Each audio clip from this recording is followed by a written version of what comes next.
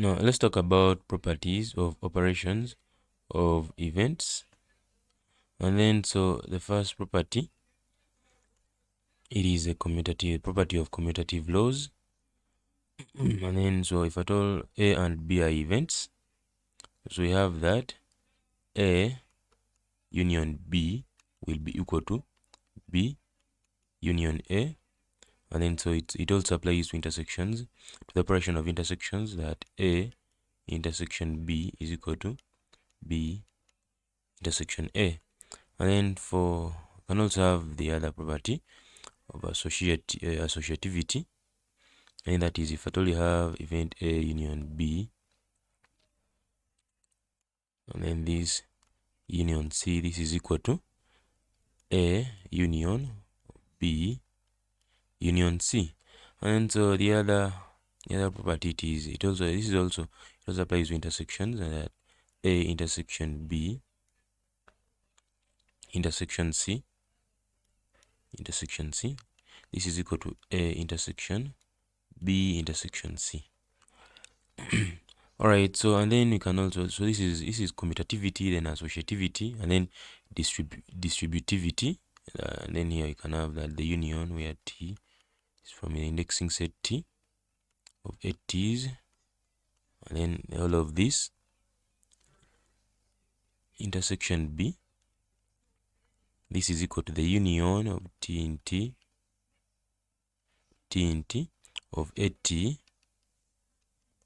intersection B. So it's like this union, the whole of the union of 8T's intersecting the event B, and then we shall have this B distributing to every 8T in the union, and then so it will be 8T intersection B, the union of 8T intersection B. And then so this one here also applies to intersections, and then we can have the ones of intersection, like intersection. We have an intersection at T is in T of 8T's, 8T's union B. This is equal to the intersection where T is in T of 8T union B. And now so this one also, it's like we have an intersection, a family of these events here, and then union, the whole of that intersection, it is a union or union with this event B, and then so it's like this B it will distribute itself with any 8T, and then we shall have 8T union B, and then the whole of it will be an intersection of 8T uniting with B. And then so we also have the complement property.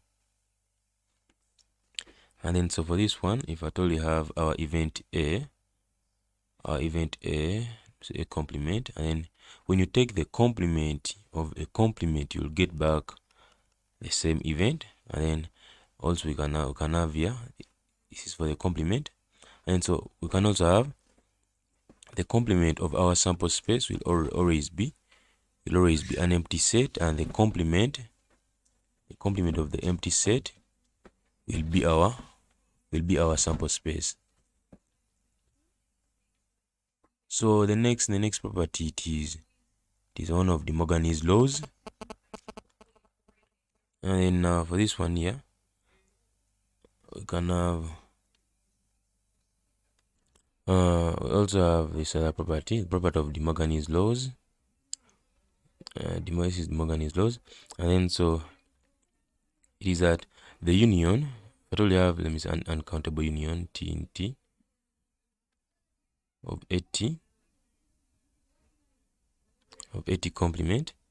This is equal to the uncountable. So this is a complement of uncountable union. It is equal to complement of uncountable union. It is equal to the intersection T in T of 8T complement, and then we also have the complement. So this one, it could be switched with the intersection of T in T of 8T complement. This is equal to the union T in T of 8T complement. And then Lastly, it is a property of transitive laws. And this one, it says that if A is a subset of B and B is a subset of C, then A is going to be a subset of C. So this is for transitive laws, and then this one here, it is Demorgan's laws, part of Demorgan's laws, and this is complement laws. And then under this we can also add that if A is a subset of B,